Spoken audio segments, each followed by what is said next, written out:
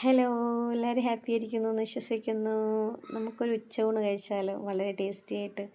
ഒത്തിരി വിഭവങ്ങളൊന്നും ഇല്ല കേട്ടോ. ഈ ഒരൊറ്റ ഐറ്റം കറി മതി കേട്ടോ. ചോറിൻ്റെ കൂട്ടത്തിൽ നമുക്ക് നന്നായിട്ട് വയറ് വീക്ക് ചോറ് കഴിക്കാൻ വേണ്ടിയിട്ട് നല്ല ടേസ്റ്റി ആയിട്ടുള്ളൊരു കൊഞ്ച് കറിയാണ് കേട്ടോ. കൊഞ്ച് കറിയാണെങ്കിൽ ഇത് പെരട്ടാണ്. നമ്മൾ ഇറച്ചിക്കറിയൊക്കെ വെക്കുന്നത് പോലെ വെക്കുന്നതാണ്. പക്ഷെ വളരെ ടേസ്റ്റിയാണ്. അതിൻ്റെ കൂട്ടത്തിൽ നമുക്കുണ്ടായിരുന്നത് ദാലാണ്, പിന്നെ പപ്പടം, അച്ചാർ. ഇതാണ് നമ്മൾ ഇന്നത്തെ ഉച്ചയൂണ്. അപ്പോൾ നമുക്ക് എങ്ങനെയാണ് വെക്കേണ്ടതെന്ന് നമുക്കൊന്ന് നോക്കിയാലോ.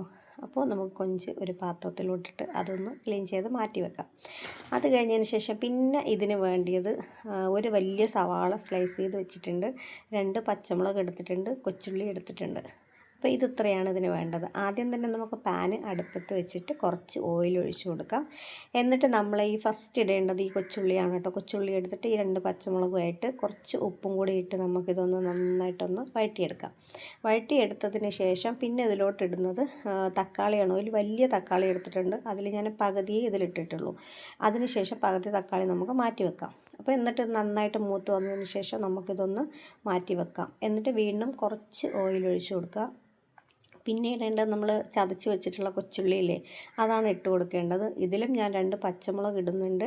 കാരണം അത്യാവശ്യം എരിവ്, ചെറിയ എരിവെങ്കിലും ഇവിടെ വേണം കേട്ടോ. അത് കാരണം ഇട്ടോടെ. എരിവ് വേണ്ടാത്തവർക്ക് ഈ പച്ചമുളക് സ്കിപ്പ് ചെയ്യാം. പിന്നെ അത് കഴിഞ്ഞതിന് ശേഷം ഞാൻ ഇടുന്നത് ഇഞ്ചി വെളുത്തുള്ളി പേസ്റ്റാണ്.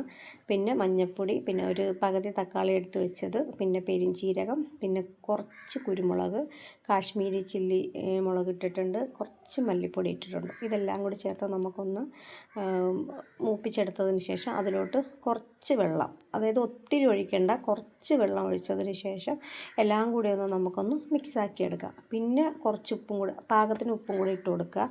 പിന്നെ നമ്മൾ റെഡിയാക്കി വെച്ച, ക്ലീൻ ചെയ്ത് വെച്ച് നമ്മളെ ചെമ്മീനും കൂടി കൂട്ടി നന്നായിട്ടൊന്ന് മിക്സാക്കി എടുത്തതിന് ശേഷം പിന്നെ നമ്മൾ ഇതിലോട്ട് ഇടുന്നത് നേരത്തെ നമ്മൾ അരച്ച് വെച്ചിരുന്നില്ലേ സവാള, ആ സവാളയാണ് കേട്ടോ പിന്നെ ഇട്ട് കൊടുക്കേണ്ടത്. അതും കൂടി ചേർത്ത് പിന്നെ ഈ സവാള പിന്നെ ഉള്ള പാത്രത്തിൽ കുറച്ച് വെള്ളവും കൂടി ചേർത്ത് വേണം നമുക്കിതിലോട്ടൊന്ന് ഒഴിച്ച് മിക്സാക്കി എടുക്കേണ്ടത്. കാരണം കൊഞ്ച് നമുക്ക് വെന്ത് കിട്ടണമല്ലോ. അപ്പോൾ അതനുസരിച്ച് ഒത്തിരി പിന്നെ വെള്ളമാക്കാണ്ട് കുറച്ച് തിക്കായിട്ടിരിക്കുന്ന രീതിയിൽ നമുക്കൊന്ന് അതൊന്ന് ഒഴിച്ച് ക്ലിയർ ചെയ്തെടുക്കുക. പിന്നെ ഞാൻ ഇടുന്നത് മല്ലിച്ചപ്പ് ഇടുന്നുണ്ട്, കറിവേപ്പില ഇടുന്നുണ്ട്, പട്ട, ഗ്രാമ്പ്, ഏലക്ക, തക്കോലം ഇതിടുന്നുണ്ട്. അപ്പം നമ്മൾ അടിപൊളിയായിട്ടുള്ള കറി റെഡി ആയിട്ടുണ്ട്. കുറച്ച് പച്ച വെളിച്ചെണ്ണയും കൂടെ കൂട്ടിയിട്ട് നമുക്കിത് സെർവ് ചെയ്യാവുന്നതാണ് കേട്ടോ.